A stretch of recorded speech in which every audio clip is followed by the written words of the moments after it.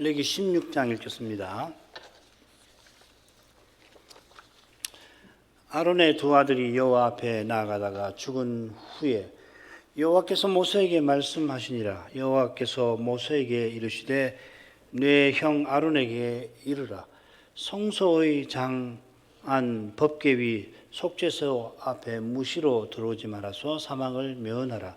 내가 구름 가운데서 속죄소 위에 나타남이니라.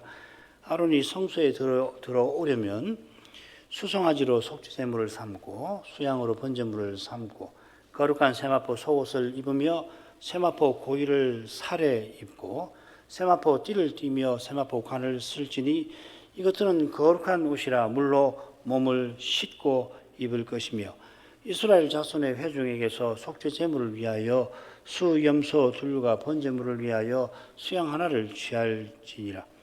아론은 자기를 위한 속죄제에 수송아지를 들이되 자기와 권석을 위하여 속죄하고 또 그 두 염소를 취하여 회막문 여호와 앞에 두고 두 염소를 위하여 제비 뽑되 한 제비는 여호와를 위하고 한 제비는 아사셀을 위하여 할지며 아론은 여호와를 위하여 제비 뽑은 염소를 속죄제로 드리고 아사셀을 위하여 제비 뽑은 염소는 사한대로 여호와 앞에 두었다가 그것으로 속죄하고 아사셀을 위하여 광야로 보낼지니라. 아론은 자기를 위한 속죄제에 수송아지를 들이되 자기와 권석을 위하여 속죄하고 자기를 위한 그 속죄제 수송아지를 잡고 향로를 취하여 여호와 앞 단 위에서 피운 불을 그것에 채우고 또 두 손에 곱게 간 향기로운 향을 채워가지고 장 안에 들어가서 여호와 앞에서 분향하여 향연으로 증거궤 위 속죄소를 가리우게 할지니 그리하면 그가 죽음을 면할 것이며 그는 또 수송아지의 피를 취하여 손가락으로 속죄소 동편에 뿌리고 또 손가락으로 그 위를 속죄소 앞에 7번 뿌릴 것이며 또 백성을 위한 속죄제 염소를 잡아 그 피를 가지고 장 안에 들어가서 그 수송아지 피로 행함같이 그 피로 행하여 속죄소 위와 속죄소 앞에 뿌릴지니 곧 이스라엘 자손의 부정과 그 범한 모든 죄를 인하여 지성소를 위하여 속죄하고 또 그들의 부정한 중에 있는 회막을 위하여 그같이 할 것이요 그가 지성소에 속죄하러 들어가서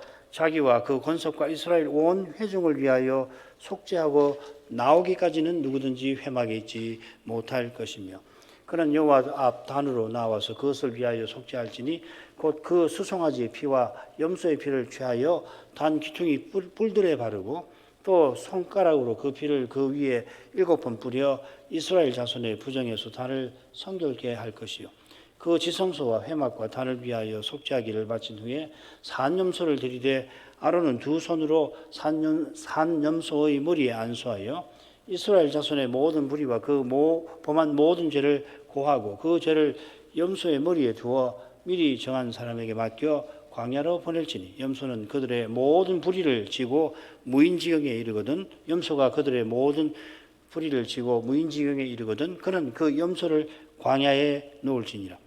아론은 회막에 들어가서 지성소에 들어갈 때 입었던 세마포 옷을 벗어 거기 두고 거룩한 곳에서 물로 몸을 씻고 자기 옷을 입고 나와서 자기의 번제와 백성의 번제를 드려 자기와 백성을 위하여 속죄하고 속죄제 희생의 기름을 단에 불사를 것이요 염소를 아사셀에게 보낸 자는 옷을 빨고 물로 몸을 씻은 후에 진에 들어올 것이며 속죄제 수송아지와 속죄제 염소의 피를 성소로 들여다가 속죄하였은즉 그 가죽과 고기와 똥을 밖으로 내어다가 불사를 것이요 불사는 자는 옷을 빨고 물로 몸을 씻은 후에 진에 들어올지니라.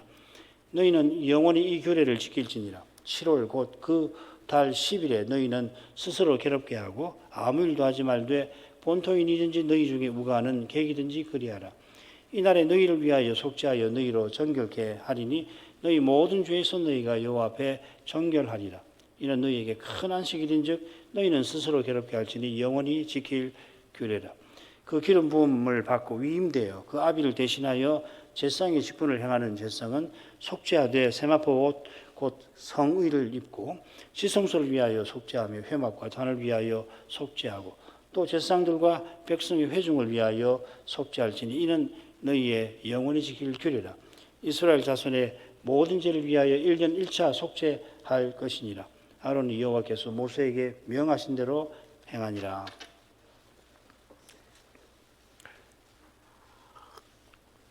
유출정결법을 지난번에 살폈는데 그 맺은 말은 대속죄일 규례를 가리킵니다. 31절이 그것이죠. 이스라엘 자손으로 그 부정에서 떠나게 하여 그들로 그 가운데 있는 내 장막을 더럽히고 부정한 중에서 죽음을 면케할지니라.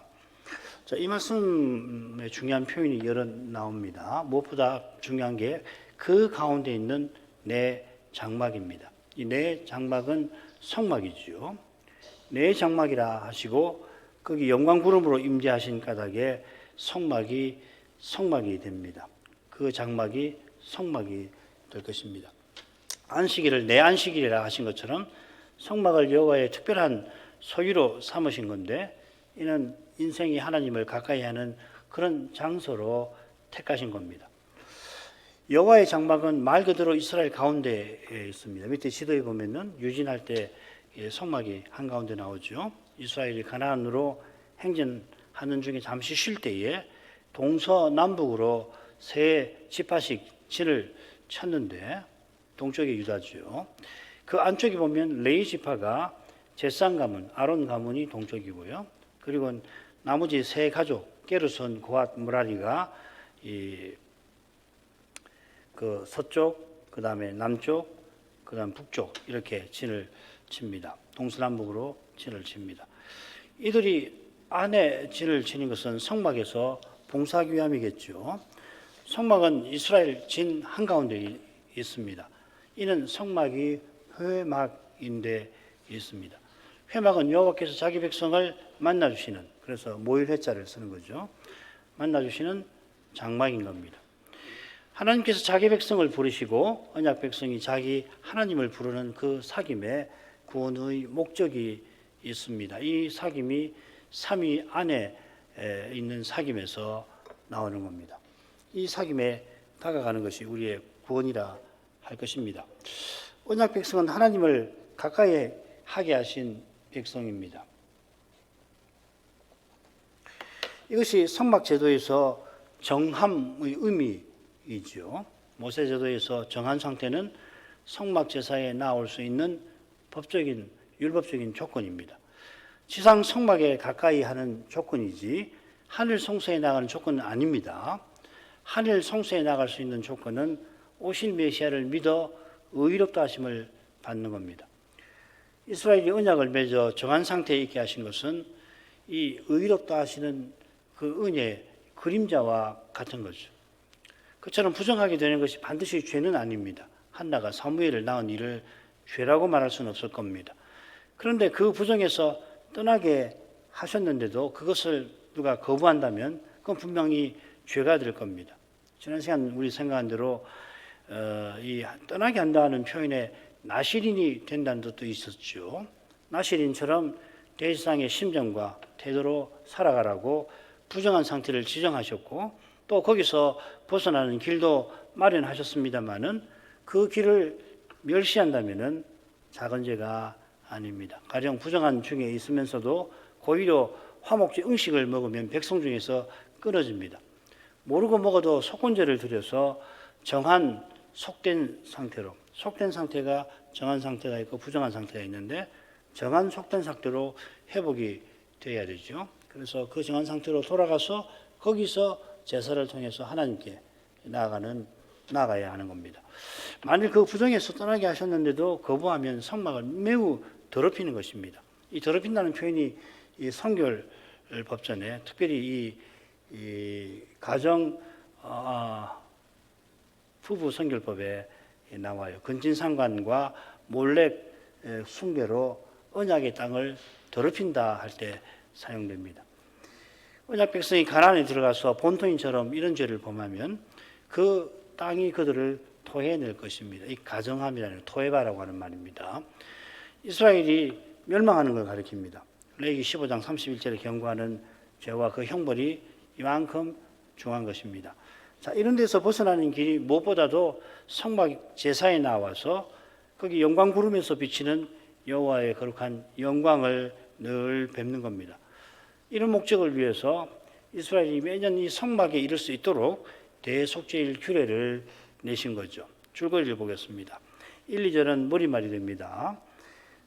지성소에 아론이 함부로 들어오지 말아라. 그런데 들어올 수 있는 길을 이제 내시는데 먼저 준비할 것이 3절부터 5절이고요. 그 속죄제 제물을 준비해야 되는데 그 다음에 이제 속죄제가 길게 나옵니다. 절차가 셋이에요. 준비 절차, 그 다음에 첫째 절차, 둘째 절차, 세 절차가 됩니다. 그 다음에 이제 번제를 드리게 하셨습니다. 그리고 번제 드리고 난 다음에 나오는 내용들은 여러 가지 규례들입니다. 이 일에 보조하는 사람의 정결의 문제, 또 백성이 그날 금식하고 쉴 안식일로 정해야 된다, 지내야 된다. 하나님을 예배하는 금식하면서 하나님을 예배해야 된다는 이야기고요. 그 다음에 아론을 이은 대제사장의 그 역할에 대해서 언급이 되어 있습니다. 34절은 매주말이 되겠습니다. 이걸 쭉 나에게 나면 한 10가지가 돼요. 주제별로 나에게 나면은 10가지가 되지만은 외우기 쉽도록 줄거리를 좀 줄였습니다. 그래서 한가운데에 두 속죄제가 번제와 함께 나오죠. 그죠? 두 속죄제는 이 지성소에서 피를 처리하는 소송아지와 순염소의 속죄제를 가리킬 수 있지만 아사셀 염소도 속죄제물이 될 것입니다. 그래서 두 속죄제라고 이름을 붙였습니다. 여기 번제가 나오죠. 자, 무리멜로 가보십시다. 1, 2절. 아론의 두 아들이 여호와 앞에 나아가다가 죽은 후에 여호와께서 모세에게 말씀하시니라. 여호와께서 모세에게 이르시되 내 형 아론에게 이르라. 성소에 장한 법궤 위 속죄소에 무시로 들어오지 말아서 사망을 면하라. 내가 구름 가운데서 속죄소 위에 나타남이니라. 이 규례는 여호와께서 모세에게 명하여 아론에게 일러주라 하신 건데 2절에 특별히 그게 되어 있죠. 그죠?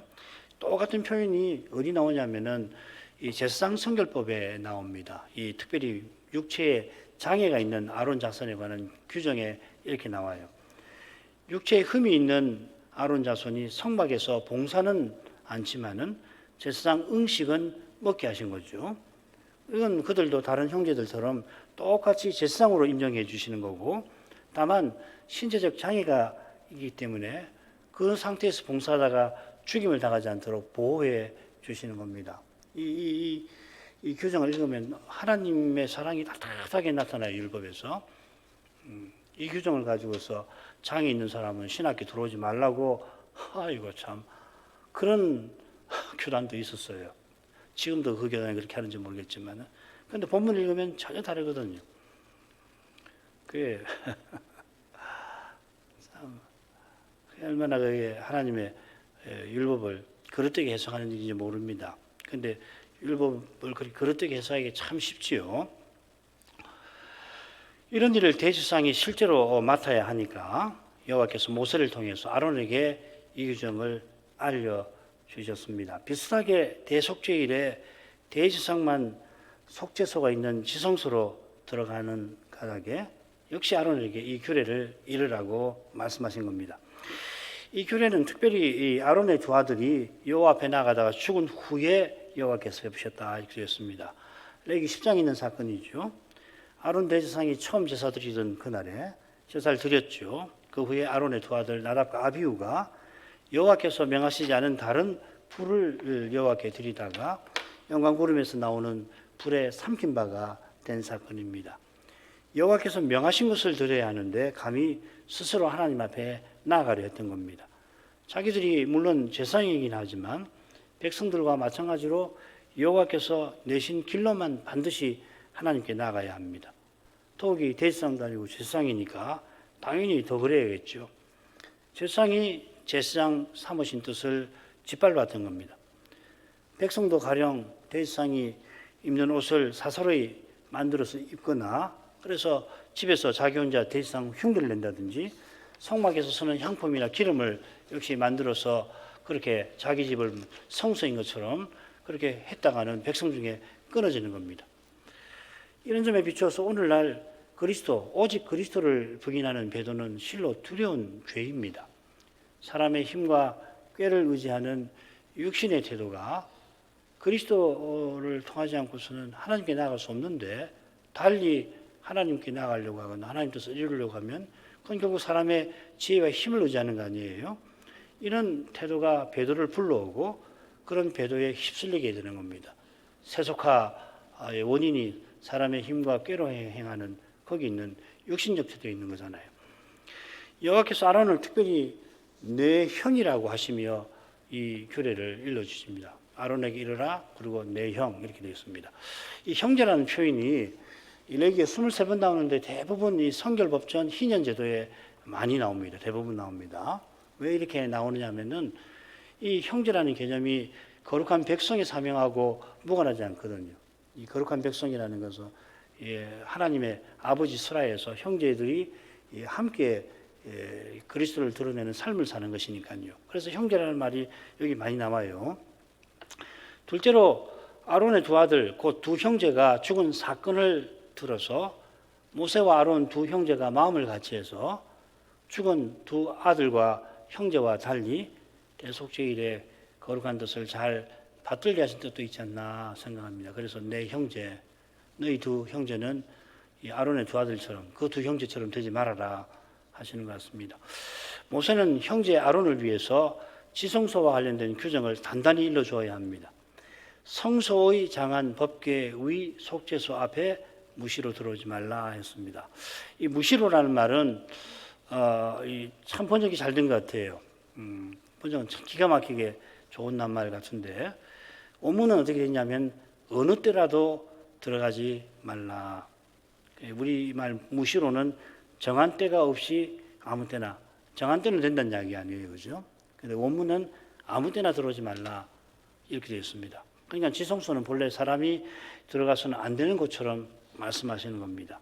근데 이어서 들어가서 안 되는 그것을 뭐라고 그러냐면 성소의 장한 법궤 위 속죄소 앞이라 했습니다. 조금 번역이 의역이 되어 있는데 원문은 어떻게 했냐면 장안 성소 안으로 들어오지 말아라.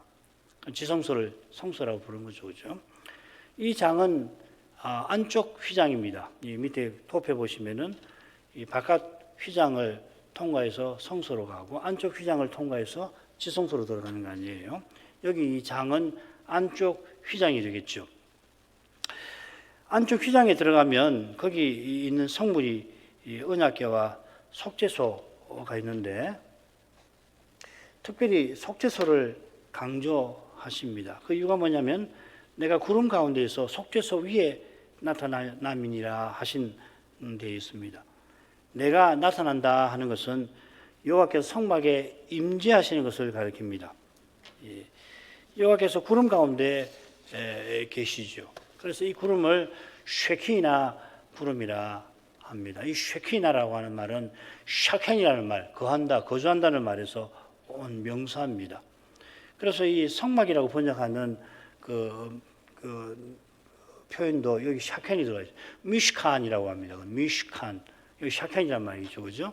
그래서 성막. 하나님이 거주하신다는 측면을 말할 때는 그걸 성막이라고 하고 하나님이 우리를 만나 주시는 곳으로 말할 때는 회막이라고 쓰는 거죠. 그죠?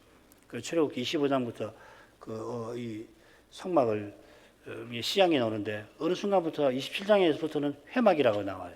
앞에는 성막이라고 미슈칸이라고 나오고 뒤에는 이 회막이라고 나오죠. 그 회막이라고 나오는 데는 어떤 기구가 있나 하면 하나님과 교제하는 것과 직접 관련된 그런 기구들에 대한 설명이 나올 겁니다.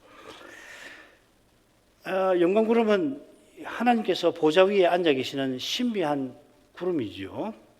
이 구름 가운데서 이 구름으로 속죄소 위에 나타나시는 겁니다. 그러니까 속죄소 위에 보좌를 펼치신 겁니다. 에스겔서 1장 그 이상을 보면 그룹 천사들이 바퀴와 함께 있고 그 위에 궁창이 펼쳐지고 궁창 위에 여호와의 보좌의 형상이 이 에스겔의 눈에 보였죠. 물론 그 보좌 위에 앉으신 분의 형상도 눈에 보였습니다.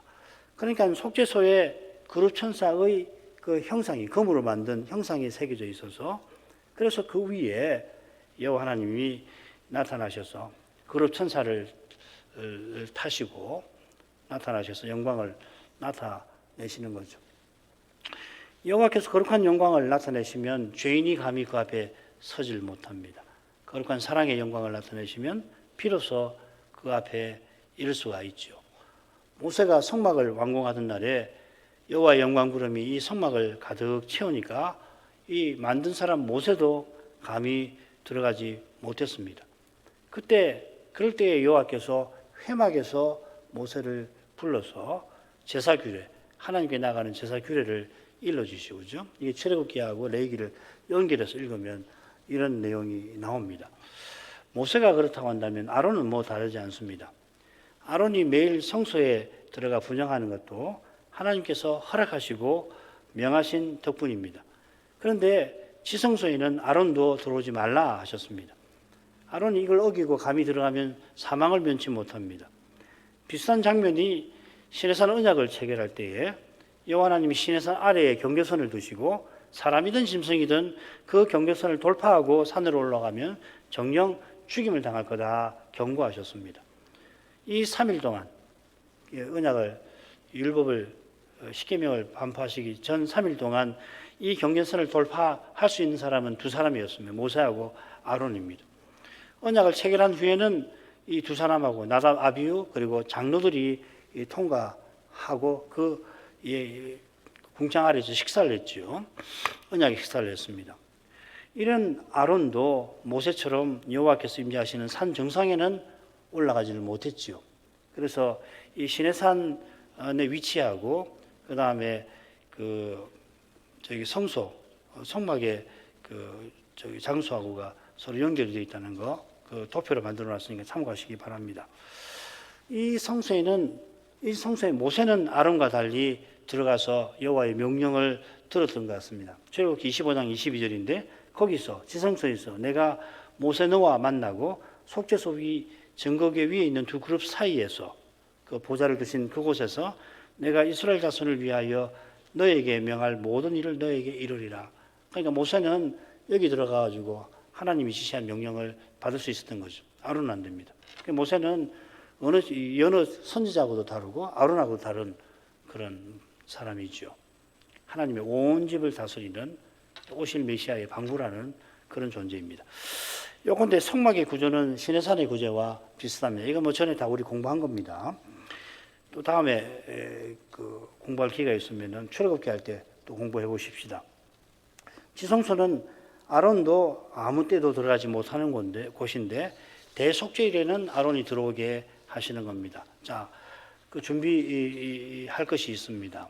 3절부터 5절. 아론이 성소에 들어오려면 수송아지로 속죄 제물을 삼고 수양으로 번제물을 삼고 거룩한 세마포 속옷을 입으며 세마포 고이를 살에 입고 세마포 띠를 띠고 세마포 관을 쓸지니 이것들은 거룩한 옷이라 물로 몸을 씻고 입을 것이며 이스라엘 자손의 회중에게서 속죄 제물을 위하여 수염소들과 번제물을 위하여 수양 하나를 취할지니라.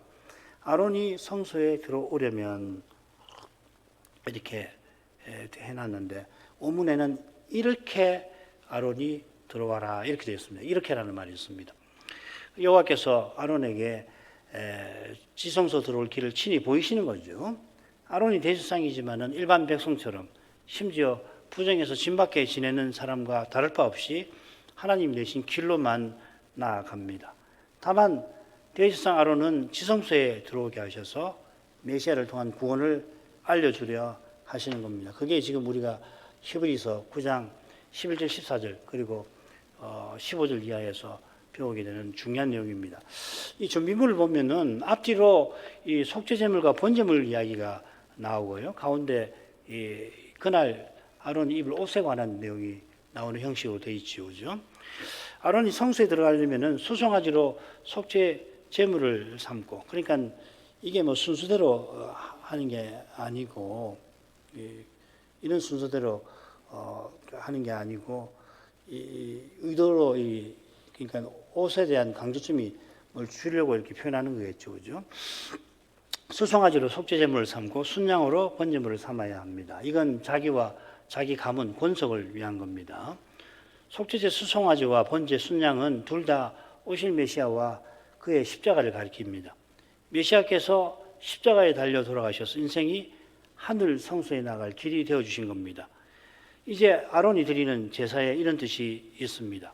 속죄제, 번제 다 똑같이 세 가지 절차가 있습니다만은 속죄제는 특별히 이 대속의 절차를 통해서 언약 밖에 있는 인생이 성막제사에 나갈 자격을 얻게 하는 거고, 번제는 특별히 이 성별의 절차를 통해서 이스라엘을 자기 소유 삼으신 뜻을 일깨우는 제사지요. 자, 이건 뭐 다음 시간에 속죄제, 번제제에서 좀 더 살피도록 하십시다. 이어서 아론이 지성소에 들어가기 위해서 입어야 할 옷을 언급하는데 거룩한 옷이라고 했습니다. 네 가지인데 이 넷은 대제사장이 아니라 제사장이 착용하는 옷입니다. 그런데 보십시오. 거룩한 세마포 속옷, 세마포 고위, 세마포 띠, 세마포 관 이렇게 되어 있습니다. 착용하는 순서대로 나열한다면은 맨 먼저 와야 될 것이 뭐냐면 고위겠죠, 그죠? 고위부터 입어야 될, 속옷을 입어야 될 거 아니에요, 그죠? 그 위에 속옷을 입는데, 그런데 이 고위가 가운데 배치가 되어 있습니다. 그 이유가 뭐냐면 살에 있는 거죠, 그죠? 고위를 입어서 이 살을 가려라 하는 겁니다. 제사장이 제사 드리거나 분향하기 위해서 회막이 들어간다든지 번제단 올라갈 때에 반드시 지켜야 할 규정이죠. 속옷을 입고 이 살을 가려야 합니다. 이 고위는 어느 부분을 가리는 것이냐고 되어 있냐면 허리부터 넓적다리까지 이렇게 되어 있는데 이게 다 생식기와 관련된 부위입니다.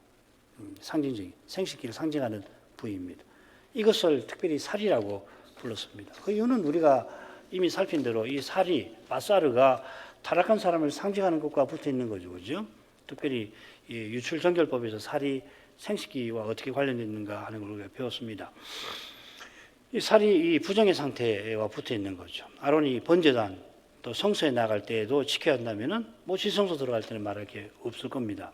많은 대속죄일의 속죄제가 부정해진 성막을 정결하게 하는 것이라서 이 규정을 언급하신 것 같습니다. 고의로 살을 가린다는 것은 죄와 허물로 죽은 인생을 그리스도 안에서 살리시는 그 은혜를 철저히 의지하라 하는 뜻이겠습니다. 이는 죄 있는 인생이 하나님 앞에 그 거룩하신 앞에 절대로 설 수 없다. 스스로는 설 수 없다는 것과 붙어 있습니다. 그처럼 이 옷들을 입기 전에 아론은 몸을 씻어 정한 상태가 되어야 합니다. 정한 상태가 되고 거룩한 옷을 입고 정한 상태가 되어서 이 옷을 입는데 이 옷은 거룩한 옷, 곧 하나님을 가까이 함을 위한 옷이 됩니다. 아론이 대제사장으로서 입는 그 에봇 받침이라든지 그 위에 에봇 그리고 판결 흉패 그리고 관 위에 착용하는 황금패는 착용을 하지 않습니다. 대제사장이 입는 이 의복은 물론 거룩한 옷인데 또 영화롭고 아름다운 옷이라 했습니다. 이 영화롭고 아름다운 옷을 아론이 성막 들어가서 봉사할 때 이 옷을 항상 입으라 했습니다. 가령 황금패를 반드시 부착을 해야 되는데 이마에 부착을 해야 되는데 왜 그러냐 해야 되면은 이스라엘 자손의 거룩하게 드리는 성물의 죄근을 담당하게 하라. 이 패가 아론의 이마에 늘 있으므로 그 성물을 여호와께서 받으시게 되리라 하셨습니다. 하나님 이스라엘의 제사를 받으시고 그 받으신 그 뜻을 사랑의 영광을 쫙 나타내 주시려고 하는데 그러려면은 아론 대제사장은 대제사장의 의복을 항상 갖춰야 한다 하셨습니다. 자, 그런데 이 대속죄일에는 특별히 속죄제 드릴 때에는 영화롭고 아름다운 옷을 벗고서 이 제사장 옷을 입고서 봉사하라 하십니다. 이 이유는 그날 하루 종일 백성이 대제사장도 마찬가지죠. 금식하는 것과 관계가 되어 있을 겁니다. 특별히 이 금식한다 하라는 말을 뭐라고 표현했냐면 스스로 괴롭게 한다 이렇게 표현하셨습니다. 이거 회개하는 태도를 취하라는 것이지요. 그런 뜻에서 이 하루만은 특별히 속죄제들 경우에 대제사장이 이 대제사장의 영화롭고 아름다운 옷을 입지 않도록 하신 겁니다. 백성과 레위인과 제사장이 이날 이 대제사장의 봉사를 통해서 이듬해 성막 제사에 나아갈 수 있는 것처럼 대제사장도 오실 메시아를 바라보면서 속죄제의 피를 처리하라 하신 것입니다. 아론 대제사장이 백성을 위한 속죄제물과 번제물을 백성에게서 받아 준비해야 합니다. 백성을 위한 속죄 제물로는 순염소 드리고 번제물은 똑같이 순양입니다. 순염소 중에 둘 중에 하나는 번제단에서 죽여서 피를 처리하고 연기로 바꿔 드리는 거고 다른 하나는 아사셀 염소이죠. 이 아사셀 염소도 속죄 제물이라 한 점을 주의해야 합니다. 자, 먼저 속죄제에 대한 절차가 나옵니다. 말씀드린 대로 이 첫째 절차, 둘째 절차가 있는데 하나는 번제단에서 여호와께 드리는 것이고 다른 하나는 살아있는 순점소를 무인지경에 내보내는 두 절차로 되어 있는데 예비 절차가 있습니다. 오늘 예비 절차까지 하고 그 다음에 첫째 절차의 순서만 말씀을 드리려고 합니다. 읽겠습니다. 6절부터 10절. 아론은 자기를 위한 속죄제의 수송아지를 드리되 자기와 권속을 위하여 속죄하고 또 그 두 염소를 취하여 회막문 여호와 앞에 두고 두 염소를 위하여 제비 뽑되 한 제비는 여호와를 위하고 한 제비는 아사셀을 위하여 할지며 아론은 여호와를 위하여 제비 뽑은 염소를 속죄제로 드리고 아사셀을 위하여 제비 뽑은 염소는 산대로 여호와 앞에 두었다가 그것으로 속죄하고 아사셀을 위하여 광야로 보낼지니라. 예비 절차입니다. 6절만 얼른 읽으면은 아론이 수송아지로 여호와 앞에 제사 드리는 것처럼 되어 있는데 그 드리는 절차는 11절부터 나옵니다. 자기를 위한 수송아지를 가까이 가져와서 자기와 권속을 위하여 속죄할 것이니라. 앞으로 하라는 이야기입니다. 수송아지를 가져온 다음에는 이 대제사장이 백성의 속죄를 위한 두 염소를 역시 회막문 여호와 앞에 둡니다. 여호와 앞에 둔다는 건 여호와 앞에 가까이 가져오는 것인데 여기부터 제사 절차에 속한다고 말씀드렸죠. 그러니까 제사는 여호와를 가까이 하는 일입니다. 여호와를 가까이 하려면 빈손으로 오지 말고 여호와께서 정하신 예물, 메시아를 상징하는 가리키는 예물을 통해서 와야 하는 거죠. 이 아론은 두 염소를 위하여 제비를 뽑는데 이 제비가 뭔지는 성경이 알려주지 않습니다. 그게 뭐 종인지 나무인지 돌인지 혹은 다른 무엇인지 알 수가 없습니다. 아론이 제비 뽑지만 그 방법을 통하여 하나님께서 정하십니다. 아마 이스라엘 백성들은 알았던 거 아닌가 싶은데 성경에는 명시하지 않았습니다. 그게 아마 우상숭배 같이 하지 않도록 하려고 하는 거 아닌가 싶습니다. 한 제비는 여호와를 위하고 다른 제비는 아사셀을 위하여 합니다. 그러니까 아사셀이 여호와와 대조되어 나타나는 거죠, 그렇죠? 그래 이 아사셀이 뭘까? 세 개의 그 중요한 해석이 있습니다. 하나는 뭐냐면 떠나보내는 염소다. 그 다음에 무인지경이다. 아사셀은 셋째는 마귀다. 이렇게 있습니다. 어떤 해석도 만족스럽진 않은데 아마 마귀를 악한 영을 가리키는 거라고 보는 것이 그중 좀 나을 것 같은데 그러나 단정하기는 어렵습니다. 그 아사셀이 뭐냐 이거보다는 아사셀 염소가 어떤 역할을 하는가 이것을 우리가 뒤에서 다음 시간에 살필 수 있을 겁니다. 분명한 것은 이 여호와를 위한 염소처럼 아사셀을 위하여 제비 뽑은 염소도 속죄를 위한 거라 하는 점입니다. 기능이 같은 거죠, 그죠? 그것으로 속죄하고 방식은 이 아사셀 염소를 산채로 이 광야로 보내는데 아사셀을 위하여 광야로 보내라 이렇게 되어 있습니다. 그건 다음 시간에 보도록 하겠습니다. 이건 둘째 절차고요. 첫째 절차만 오늘 간단히 보겠습니다. 첫째 절차는 이 여호와를 위한 수염소, 그다음 수송아지와 함께 수염소를 속죄제로 드리는 건데요. 이 성경 본문을 보면은 순서를 정확하게 알기는 어렵습니다. 아마 이런 순서로 지금 말씀드린 순서로 보는 것이 나을 것 같아요. 유대교는 저랑 조금 다릅니다. 근데 저는 이게 좀 더 정확하다고 생각합니다.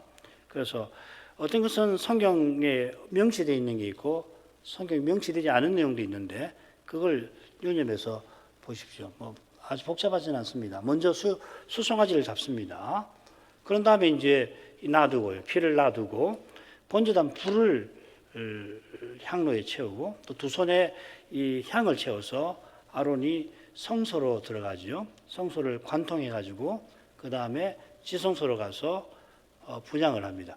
그 향의 구름을 만들어야 합니다. 그래서 이 속죄소를 보지 않도록 해야 됩니다. 그러고 이제 나옵니다. 그래서 성소를 관통해 가지고 성소 뜰로 나온 다음에 6번 수송아지의 피가 준비되어 있는데 그 피를 가지고 성소를 관통해서 지성소에 가가지고 정해진 속죄소 동쪽 앞과 위에 뿌리고요. 그 다음에 나와서는 그 다음 구분 보십시오. 성소에서 그 향단 뿔과 그 다음에 그 휘장의 피를 처리한 다음에 뜰러 나옵니다. 그 다음에 이제 나와서는 수송아지를 잡아가지고 그 피를 들고서 성소를 관통해서 지성소로 들어가서 역시 같은 곳에 피를 처리한 다음 그 다음 나와서는 성소에서 향단과 그 휘장 앞에 또 피를 처리하고 그 다음에 이제 번제뜰로 나와가지고서는 수송아지 남은 피하고 순념소의 남은 피를 섞어가지고서 번제단 뜰에서 번제단에서 이 피를 처리합니다. 그래서 특별히 이 성소에서 피를 처리하는 건 언급이 좀 되어 있지 않은데 성소에서도 피를 처리한다. 번제단에서 역시 한다 하는 그 순서가 대략 이렇다는 것을 염두에 두고서 말씀드린 것은 11절부터 19절을 이런 순서로 읽으시도록 제가 권하는 겁니다. 읽어보시고 다음 시간에 의미가 뭔지를 공부하도록 하겠습니다. 자, 기도할 제목 읽겠습니다. 여호와께서 정결법전 마지막에 대속죄일 규례를 말씀하십니다. 23장에서 절기를 다룰 때 이 규례를 말씀하시지만은 여기서 말씀하신 것은 정함과 부정함의 주제와 관련되어 있을 겁니다. 이 속죄제는 이스라엘이 새해에도 성막제사에 나갈 수 있게 하는 제사입니다. 성막제사에 나간다고 해서 그 희생제사가 사람의 죄를 사하는 건 아닙니다만은 성막 희생제사, 아론 제사직은 죄를 생각하게 해서 메시아를 바라보게 하는 그림자인 거죠. 그처럼 대속죄일에 언약 백성이 금식하며 인생의 죄가, 내 죄가 얼마나 심각한가를 살피고 겸손히 여호와의 은혜와 사랑을 온전히 의지하게 하신 것입니다. 히브리서 선자는 속죄일 규례의 본의를 그리스도께서 십자가와 부활로 이루신 것을 서신 한가운데에서 상세하게 전합니다. 그 본의는 신자가 대지상을 통해서 영원히 하나님을 가까이 하는 그것입니다. 이 사실이 배도의 위험에 직면한 그 당시 교회, 서신받은 교회의 해답이 되었을 겁니다. 배도의 현실에서 이 교회는 하늘 예배를 드리는, 하늘 예배 이르는 일에 큰 어려움이 있었을 것 같은데 그런 현실도 하늘 예배를 방해하지는 무산시키지 못한다는 겁니다. 주님께서 그 피로 하늘 성소에 들어가신 덕분입니다. 전에는 원수마귀가 하늘 의전에 나아가서 심지어 가장 경건하다 할 수 있는 욥을 거론해 가면서 하나님을 대적했습니다. 욥을 들어서 그렇게 할 정도니까 이스라엘의 배도를 들어서 이 악한 자가 얼마나 이 하늘 성소에서 참남한 말을 짓거렸을지 짐작하고 남음이 있습니다. 이게 히브리서 9장 15절 이하, 특별히 23절 이하에 나오는 그 내용을 이해하는데 참고가 될 것입니다. 왜 더 온전한 하늘 장막에 주님이 피를 들고 들어가셨나? 뭘 하셨나? 왜 하셔야 했나? 그 문제지, 그죠? 더 온전한 장막에 피가 왜 필요하냐는 말이죠. 이 점을 생각해 보십시오. 이게 우리 죄와 관계되는 거 아니에요? 그런데 이제는 그런 일 없습니다. 대지상이 하늘에 오르실 때에 마귀가 하늘에서 쫓겨났다 그랬죠. 하늘에서 쫓겨난 마귀가 하는 일은 뭐냐면 땅에 교회를 핍박해서 감히 주님의 교회를 없애려 하는 것입니다. 그러나 그 일도 절대 성공하지 못합니다. 대지상이 살아서 간구하셔서 그렇습니다. 그 간구를 하늘아버지가 들으시고 이루어 주시는 까닭입니다. 배도의 시대에 우리가 할 일은 그리스도처럼 간구하는 겁니다. 그리스도처럼 간구한다는 것은 아무 일도 안 한다는 것이 아니라 하늘아버지를 전심으로 의지하고 그분의 사랑을 전부로 여기고 그래서 그분의 뜻을 보이면 그 뜻을 성실을 의지해서 받들고 사는 그런 태도겠죠. 이런 믿음을 우리에게 주시라고 기도해야 되겠습니다. 신학교와 특히 신학생들을 위해서 기도해야 되겠습니다. 요즘처럼 이 목회자가 되는 것이 힘들고 어려운 일이 없을 텐데 그래도 이 목회 길에 부름을 받아서 공부하는 이 신학생들 볼 때마다 여러 가지 마음이 듭니다. 얼마나 힘들까? 이분들이 이 목회자로 목사로 서서 말씀을 전하는 시대에 이분들이 얼마나 힘들까 생각이 돼요. 위에서 기도해 주시기 바랍니다. 기도하겠습니다. 거룩하신 아버지, 종결 법들을 내려주시고 이어서 대속죄일 규례를 모세에게 일러주신 것을 오늘 살폈습니다. 레위기 13장에서 절기에 관해서 일러주실 때도 이 대속죄일 규례를 함께 다른 절기들과 함께 알려주시지만은 특별히 이 규례를 정결법전 끝에서 상세하게 교훈하십니다. 이스라엘이 제7월에도 정월처럼 새벽의 절기를 지내게 하셨는데 특별히 7월 10일에 속죄제를 드리게 하시고 백성들이 금식하게 하셨습니다. 새해에도 이스라엘이 성막제사에 나아갈 수 있게 하려 하신 것입니다. 특별히 백성이 금식하면서 우리 인생이 스스로 하나님 앞에 나아가지 못하는 자신의 죄에 관하여 회개하도록 하신 줄 믿습니다. 대제사장은 이날 지성소에 들어가 피를 처리할 때에 평소 성막에서 입던 영화롭고 아름다운 옷을 벗고 일반 제사장처럼 속옷과 고기와 띠와 간을 쓰고서 봉사하라 하셨습니다. 희생 동물의 피 자체가 결코 인생의 죄를 사하지 못합니다. 그처럼 희생제사는 인생의 죄를 생각하게 합니다. 죄를 생각하게 하는 것은 그 죄를 속할 길이 하나님 은혜에 있음을 일깨우려 하신 것입니다. 여호와께서 장차 보내실 메시아를 바라보게 하신 것입니다. 그 메시아를 바라보는 믿음으로 말미암아 이스라엘도 자기 조상 아브라함처럼 의롭다 하심을 얻게 하려 하신 것입니다. 아브라함이 이 은혜를 힘입어서 실로 거룩한 사명을 다 이루고 세상을 떠났던 것처럼 이스라엘도 그와 같이 주신 제사장나라와 거룩한 사명을 받들어 이 세상을 밝히는 빛이 되도록 하신 것입니다. 하나님께서 율법을 내신 거기서 하나님이 얼마나 거룩하신지가 드러납니다. 성신께서 감화하실 때 이 율법에서 오실 메시아와 하나님 나라를 깨닫고서 아브라함과 같이 저 하늘 번향을 향하여 힘있게 전진하는 이들이 구약에 있었던 줄 압니다. 그들이 믿음으로 전진하였지만 전진하는 그 길은 분명 고난의 길이었습니다. 그 믿음의 길이 시작되던 그 처음에 아벨은 받으시는 제사를 드린다는 그 이유로 형제 가인에게 죽임을 당하고 말았습니다. 우리 주님도 바리새인들을 책망하시면서 예언약 백성이 주께서 보내신 선자를 죽인 그 두려운 죄, 배도의 죄를 아벨로부터 해서 사가랴까지 선자들 죽인 그 배도의 죄를 우리 주님이 무섭게 지적하신 줄 압니다. 이어서 주님께서 예루살렘의 멸망과 심판, 마지막 심판에 관한 교훈을 베푸시면서 장차 두려운 배도의 시대가 있을 것을 경고하셨습니다.